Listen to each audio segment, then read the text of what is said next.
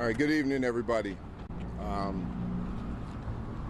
sad day that brings us here to this press conference. As you know, a 7-year-old was shot, suffered a gunshot wound to the chest. Our officers responded to a call in the 2300 block of West Jackson. That call was a call of shots fired and a person shot. Our officers arrived on the scene. Once they arrived on the scene, they saw this young person who had been shot lying there. Our officers acted quickly, applying pressure to the chest after seeing a gunshot wound to this individual's chest. They immediately took this 7-year-old, put the 7-year-old in the back of their squad car, and immediately drove them here to the hospital. Unfortunately, even after applying life-saving techniques, once the 7-year-old was brought into the hospital and seen, unfortunately that 7-year-old was pronounced dead. This is a time where I can tell you right now the violence that's going on in this city right now for the parents of the 7-year-old has to be unbearable, and it's unbearable and unacceptable for everyone in our city. The random shooting of this 7-year-old is unacceptable. We really have to think about who we are as a society when our kids are being shot in the street.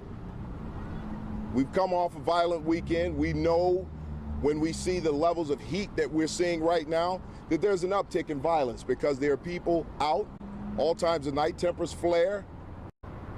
But this is unacceptable. We are losing our children, and we really need to think about the gun violence that's going on in this city, and we all need to step up to try to fight this type of gun violence to save our children. Right now, the Chicago Police Department and our detective division are canvassing the area, collecting evidence. They're looking for any video footage or any other evidence that they can find to identify this offender. We will not rest until we bring some justice to this case.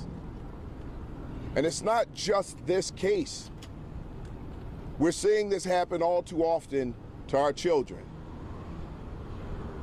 Although the numbers are down from last year, any person shot is unacceptable.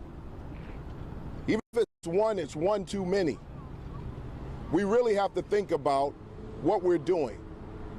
So far this year, we've had 127 juveniles who have been victims of gun violence. We've had 17 who have lost their lives to gun violence. Those numbers are significantly down from last year, but still unacceptable. What we need to talk about is how we're going to protect our children. My condolences to Mom. My condolences to the parents, to the father, to everyone who is related to this young person, everyone who knows this young person. Life was snuffed out before he even had the opportunity to live it the way it needed to be lived. With that, I'm going to turn it over to the mayor, the city of Chicago, Mayor Johnson. Thank you, Superintendent, and thank you to our police officers who responded swiftly and provided life-saving tactics and measures for this baby. My condolences to the mother, to the father, to all those who love this baby. As the superintendent has already expressed, the grief in this city has become increasingly more unbearable. The ungodly behavior and the acts of violence that have plagued our city for so long have reached a breaking point in this city, where this is no longer just simply about tragedy. This is about course-correcting ways of life of some individuals in this city that have caused terror, trauma, and torment. As our detectives and our police department continue to investigate this tragic shooting and the death of this baby, we will hold individuals accountable for the crime and for the torment and the torture that they have caused in this city. We also have to make sure that we are moving measures, policies that build better, stronger, and safer communities. And I can tell you that the weapon that was used to kill this baby are illegal and have no business on the streets of Chicago or anywhere else for that matter. As a city, we have to continue to surround one another, protect one another, and do everything in our power to build a society in which a child can grow up and go outside without the fear or the reality of being murdered.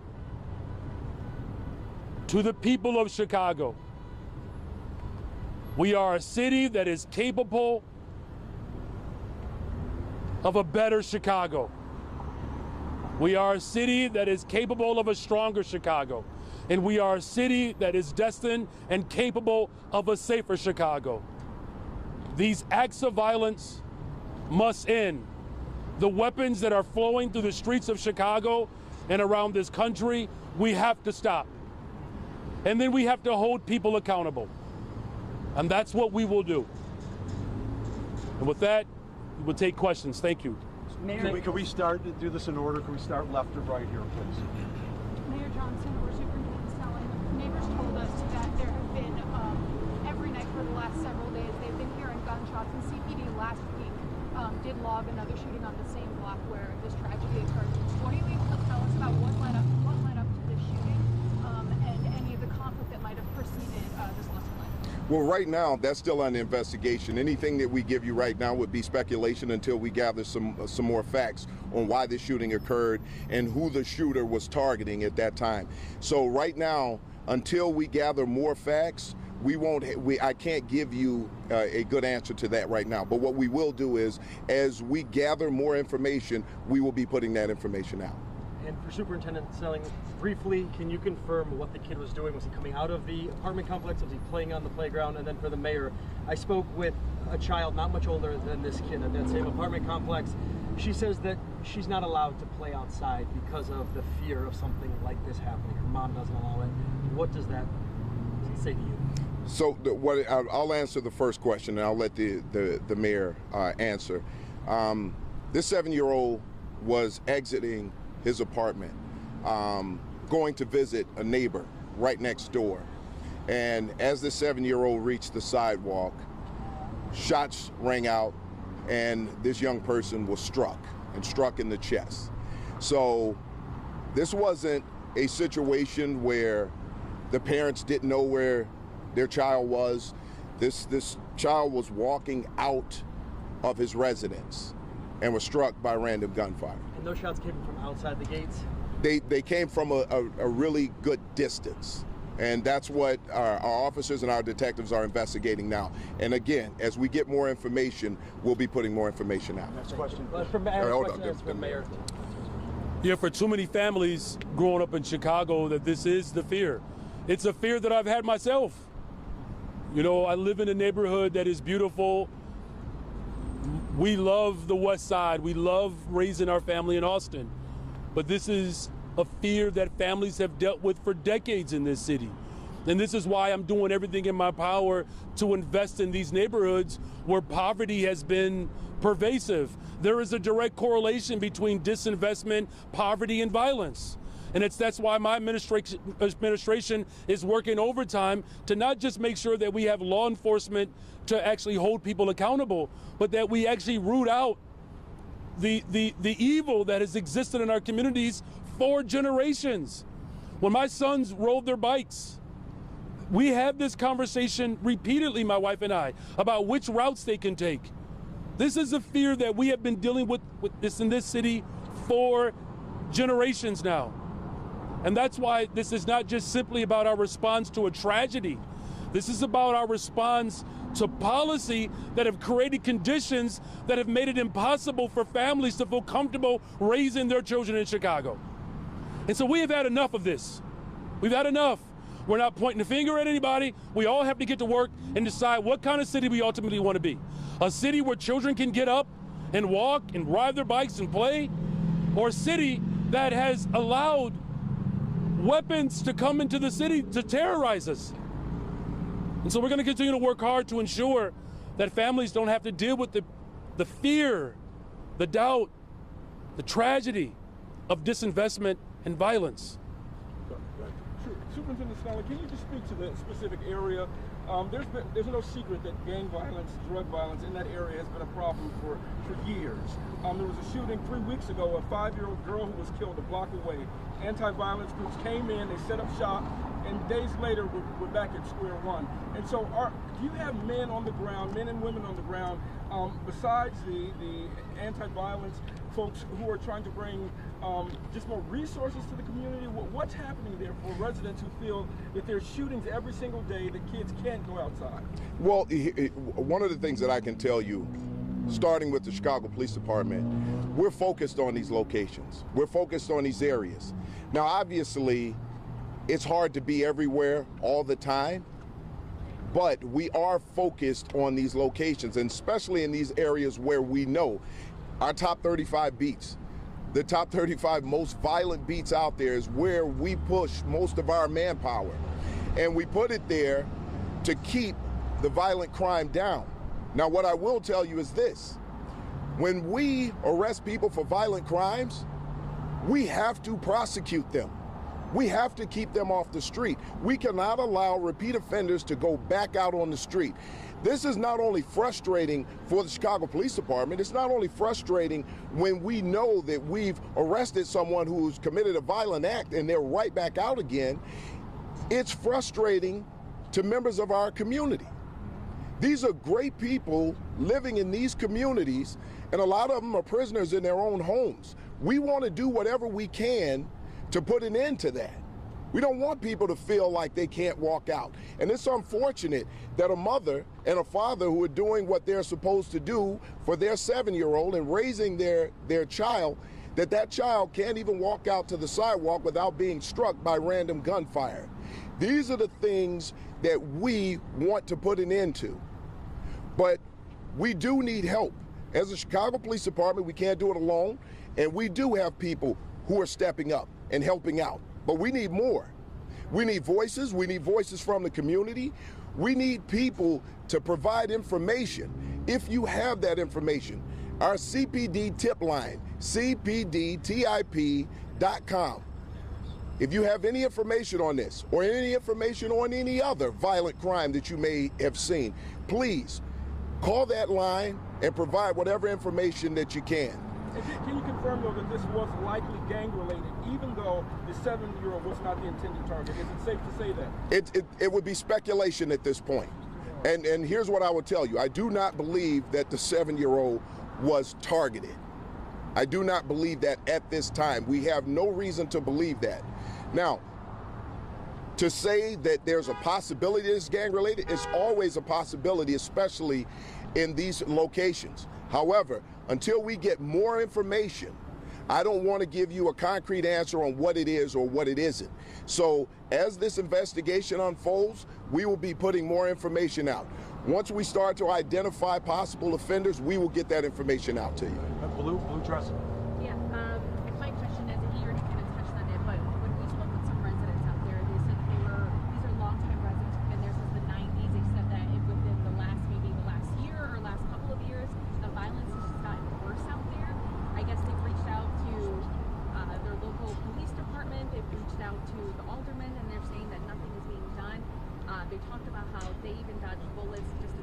ago, injuring themselves trying to make sure that they were not hit. I mean, I know there's no quick solution or resolution, but is there anything that can be done immediately just to give them some sort of like relief to these people who are living in fear? Well, I can tell you this, especially when we know young people are being injured and losing their lives in these locations. Our police department, our community policing, our outreach, every resource that we can get from the mayor's office, which is being provided, we're going to saturate those locations with all of the resources that we can. We're also going to reach out to families in that area to make sure that we provide some type of resources to deal with the trauma that these people are dealing with over there. We have to take this seriously, and we do. As a police department, we see this type of carnage every single day. And it's tragic that we come upon scenes where children are shot, where the elderly are shot, or anybody for that matter. People losing their lives senselessly to gun violence in this city. Something has to be done about it. And I can guarantee you this, our officers are working extremely hard to do something about this. I can tell you right now, the trauma that our officers are dealing with right now from seeing that and trying to save this 7-year-old's life, and just seeing the looks on their faces, having to bring that young person here and then finding out that it wasn't enough to save this child's life. I can only imagine what the parents are going through or what the relatives are going through. So we have to have that level of empathy as the Chicago Police Department to make sure that we respond to them in the appropriate ways. So we are here for the residents who are out here, who feel traumatized, who feel victimized, and feel like they can't come out of their homes. We're going to be there for you. Natalie, and then Eric, you last. Can you say whether it's confirmed a boy or a girl? It's a young boy. Okay.